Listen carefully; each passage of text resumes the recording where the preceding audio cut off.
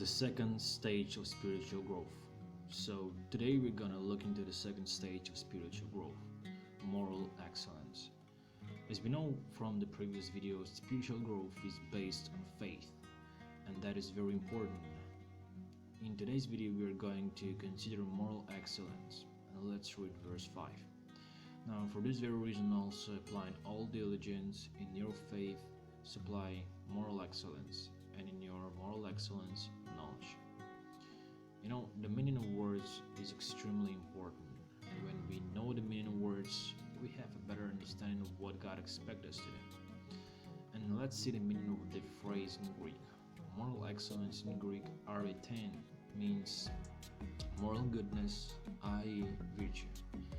Excellent, it is the same word that is in verse 3 where we read, "Who called us by his own glory and excellence." We can remember that by Jesus' glory and excellence we have these magnificent promises resulting in eternal life. Moral excellence or virtue can be described as, for instance, someone having the right motivation, incentives to do good things. He does not pursue selfish motives, right?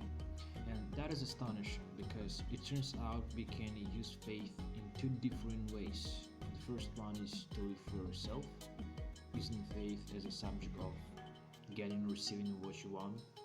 And I would say it's a selfish way. And we want to have everything for ourselves. We don't like to leave anything for others. James swore about that in his epistle. James 4:2-3 says, "You lust and do not have, so you commit murder. You are envious and cannot obtain, so you fight and quarrel. You do not have because you do not ask. You ask and do not receive, because you ask with wrong motives, so that you may spend it on your pleasures." We see the negative side of that, wrong motives, and it's not the purpose of spiritual growth. We know we can test ourselves by that and make sure we're on the right track.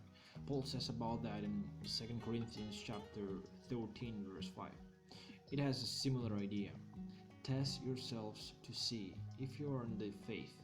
Examine yourselves, or do you not recognize this about yourselves, that Jesus Christ is in you, unless indeed you fail the test.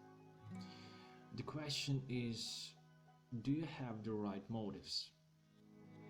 And you can ask, what do the right motives mean?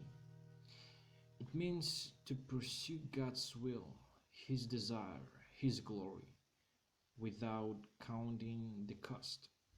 Having the right motives mean having a pure heart.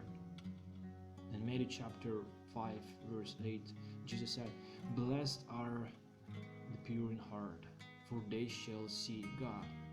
It's just the second stage of spiritual growth. We have to be attuned to the will of God, to have one thought and one vision. God seeks men and women that will obey Him.